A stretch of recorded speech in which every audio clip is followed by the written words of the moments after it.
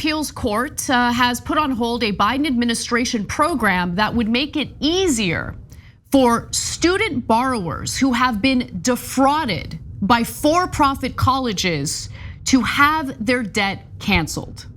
Now, this is a little different from student debt relief overall because it is hyper-focused on students who have been defrauded by for-profit colleges. Now, for-profit colleges run differently from other traditional nonprofit colleges or state universities.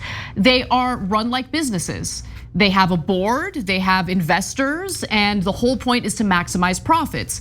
And as a result of that, they had been found guilty of engaging in fraudulent activity, misleading students and telling them inaccurate information about the programs they offered, the gainful employment they can expect, and the vast majority of the revenue that these companies would make would come in the form of federal student loans. So they would encourage these students to take out these massive loans and they would fill their pockets with taxpayer money. Okay, leaving these students with useless degrees if they finish the programs and the inability to find gainful employment afterward. So now let's get to the decision by the Federal Appeals Court. The New Orleans-based 5th US Circuit Court of Appeals issued an injunction freezing an initiative known as the Borrower Defense to Repayment while it hears a lawsuit by several Texas-based for-profit schools challenging the government's ability to offer the program. Now, unfortunately, this 3-judge panel gave no reason as to why they're granting this emergency injunction, which is of course sought by this trade group, and oral arguments are expected to begin in November. Now, students applying for debt relief may have to wait longer for approval while the injunction is in place if claims are processed at all. And I do want to just go to a quick video because about 10 years ago, ABC News did this undercover investigation into for-profit colleges. The University of Phoenix was the for-profit college that they did this investigation into. And this is gonna give you a sense of the kind of lies that recruiters tell to potential students. Let's take a look. This is an undercover ABC News producer posing as a prospective student at the country's largest for-profit, mostly online college. Our degree is recognized. We follow the same accreditation as the same accrediting bodies as say your Columbia's, your NYU's, Notre Dame, USC, Harvard. CLA, Harvard, right? The recruiter says with their degree and some student teaching, he'll be set. Clearly, I can go to University of Phoenix, do my bachelor's degree, and 100% for sure, I can go back to either Texas or New York, and I can sit for those exams. Right. And once I finish those exams, then you can become a teacher. I can teach. Yes, that is true. But it's not true. That degree alone won't allow him to teach public school in many states. There was a lot more evidence uncovered in that excellent investigative report. We'll have another video to show you in just a minute. But Cenk, what are your thoughts on this circuit court's decision? So the 5th Circuit is the most conservative circuit in America. So it's not surprising. A lot of the anti-Biden challenges come through the 5th Circuit. So we don't know which way they're gonna go. Ultimately, this is just them freezing it for now.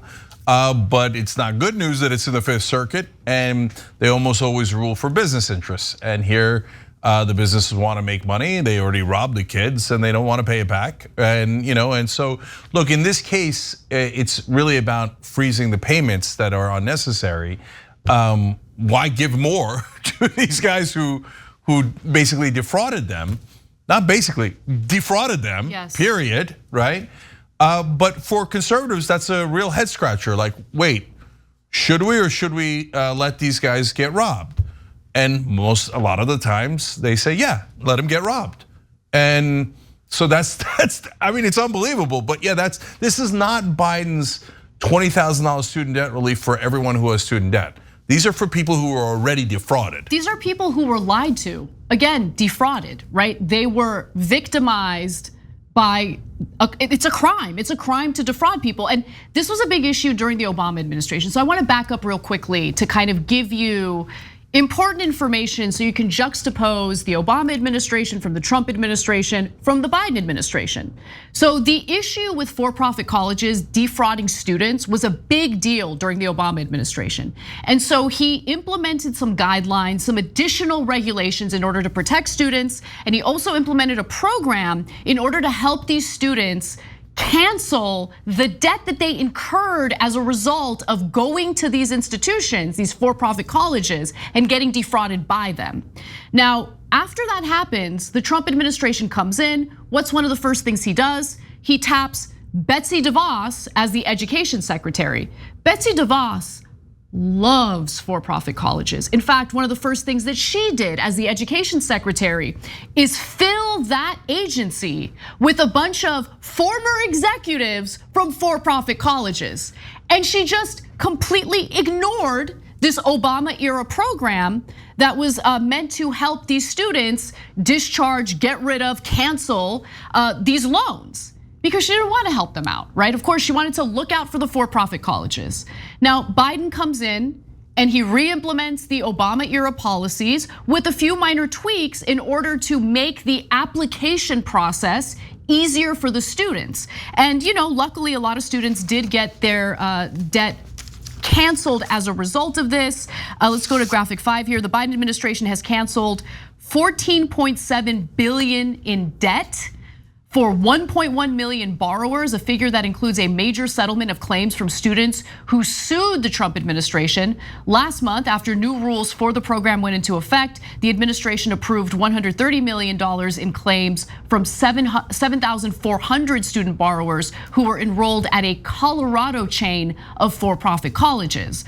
But while those students luckily had their debts canceled, there are still plenty of students who were victimized by these disgusting for-profit colleges who now have to sit and wait and see how this is all going to turn out as this process goes through the courts. Yeah, so look, I'm very skeptical of Biden to begin with, and he has done things to alleviate 10% of the debt that exists, student debt. Oftentimes mainstream media makes it seem like 100%. No, most of his initiatives got blocked by the courts. And my speculation, and to be fair, it's just speculation, is that Biden was perfectly happy to have the courts block those. I'm not sure he's happy to have this one blocked. This one is more core to the fraud as opposed to general student debt relief. Biden never really seemed to believe in student debt relief, and he's like, oh golly gee, did the courts block it? Okay, but that's one thing. Well, his bankruptcy bill made it so students can never discharge their student loan debt, even in the case of bankruptcy. So there is, I just want to make that point because it does reinforce what you're saying. Yeah, and so he has a history of screwing over students, to be honest. And now, having said that, Trump was, as usual, found a way to be way, way worse. So look, I get skeptical about Democrats because Betsy DeVos saying, I'd like to help the criminals in this case.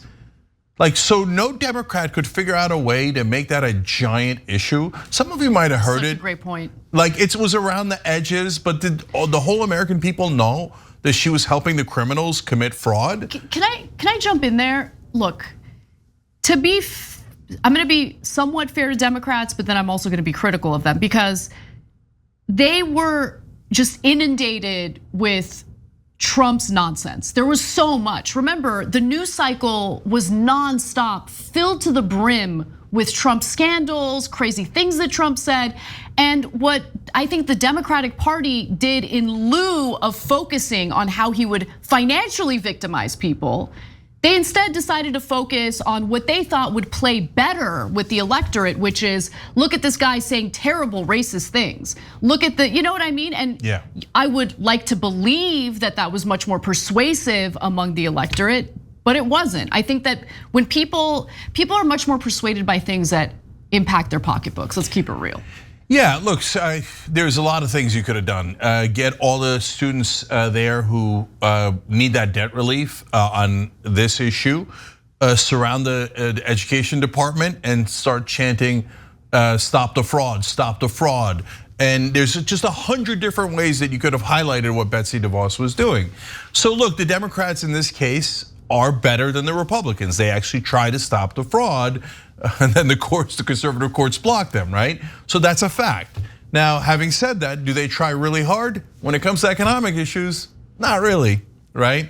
But as always, we're stuck with a Hobson's choice. You either go with the criminals like Donald Trump and Betsy DeVos, who help the other criminals rob you blind, or you go with the Democrats and their half-hearted attempts to stop the Republicans. And I want to end with a specific person who was victimized by these fraudsters, a woman who wanted to be an elementary school teacher, and she was lied to. Let's take a look.